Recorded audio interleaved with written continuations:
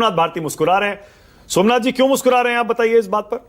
आपको यकीन नहीं है कि बीजेपी को नुकसान नहीं मैं होगा? इसलिए मुस्कुरा रहा हूं माननीय मानक जी, क्योंकि आपने वो बात कही दी कि भारतीय जनता पार्टी का मेन गोल क्या है। मेन गोल बिहार का चुनाव, इसलिए ये ऑपरेशन सिंदूर जारी है।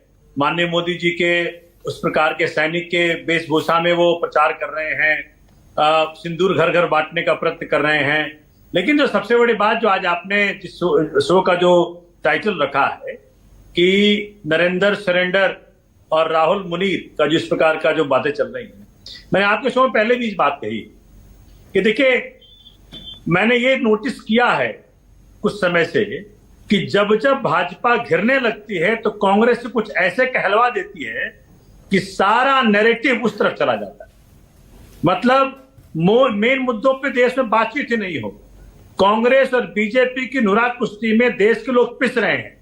ना कोई डिस्कशन कर रहा है एम्प्लॉयमेंट पे, अनएम्प्लॉयमेंट पे, ना डिस्कशन कर रहा है शिक्षा पे, स्वास्थ्य पे, बिजली पे, पानी पे, लोगों की जन सुविधाओं पे, महिला सुरक्षा पे। ना कोई ये पूछ रहा है कि भाई पहलगाम में सिक्योरिटी लैप्स क्यों हुआ, क्या पुलवामा में आपने क्या सीखा, क्या जांच हुई, किसने रिजाइन किया। कोई जो मेन मुद्दे हैं उस पर चर्चा ही नहीं होती है। क्यों?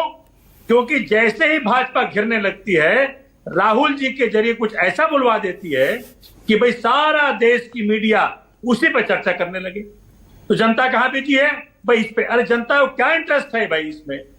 नरेंद्र सरेंडर कह दो, जो मर्जी कह दो, लेकिन इस प्रकार से जनता अकाउंटेबिलिटी मांग रही है माननीय मोदी जी से। जनता पूछ रही है एलओपी से कि भाई देश के मुद्दे पे चर्चा देश में कब होगी।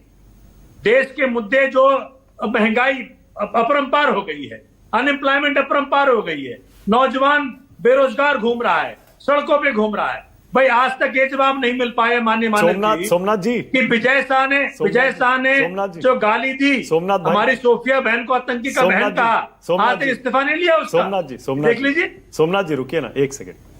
आप ये जो हमेशा देश की इतनी बदहाल तस्वीर खींचते हैं, अगर इतनी बदहाल तस्वीर देश की थी सोमनाथ भारती, तो दिल्ली में आप 62 से 22 सीटों पर कैसे आ गए? बीजेपी 48 सीटों पर कैसे आ गई? देखिए, 62 से 22 सीटों पर कैसे आ गए, कहा हरियाणा में क्या हुआ, उस पर अलग चर्चा करवा लीजिएगा। मैं आपको परत दर परत खोल दूंगा और एक एक चीज ऐसा बताऊंगा कि जो आपको भी बेसिकली पता तो है कैसे इलेक्शन कमीशन इनके हाथ में है, किस प्रकार से ये गंदगी कर रहे हैं, सबको पता है। अभी तक तो आपकी पार्टी ने सोमनाथ भारती दिल्ली के चुनाव नतीजे पर कोई सवाल उठाया नहीं है। एक मिनट सोमनाथ जी, एक सेकंड। अभी तक ऑफिशियली आपकी पार्टी ने दिल्ली के नतीजे पर कोई सवाल नहीं उठाया है। और आप मुझे उम्मीद है आप बहुत सोच समझ कर बोलेंगे, क्योंकि आप पार्टी के वरिष्ठ नेता हैं सोमनाथ भारती। आप जो कहेंगे उसे गंभीरता से लिया जाएगा। इसलिए आपको कह रहे, देखिए माननीय जी सुनिए, 1,60,000 वोटर माननीय केजरीवाल साहब की विधानसभा में थे जब मैं लोकसभा चुनाव लड़ रहा था। विधानसभा चुनाव में घट के हो जाता 1,60,000 वोटर उन्होंने खत्म कर दिए। किस प्रकार से मैनेजमेंट किया? अच्छा ठीक है, मैनेजमेंट बहुत गहरा है। अच्छा मैं वापस मुद्दे पे ला रहा हूं। ओके, मैं वापस मुद्दे पे ला रहा हूं, मैं वापस ला रहा हूं। जनता जानती है, अच्छा रुकिए, जानते हैं, माननीय विजय जी भी जानते हैं। जब भी आप ये आरोप लगाते हैं ना सोमनाथ जी, जब भी आप ये आरोप लगाते हैं ना कि बीजेपी कांग्रेस मिले हुए हैं, राहुल गांधी से बीजेपी बयान दिलवा देती है, मतलब सबको हंसी आती है। वाकई आप ये उम्मीद करते हैं कि देश ये मान ले कि बीजेपी के इशारे पर राहुल गांधी चल रहे हैं? राहुल गांधी बीजेपी के इशारे पर चल रहे हैं?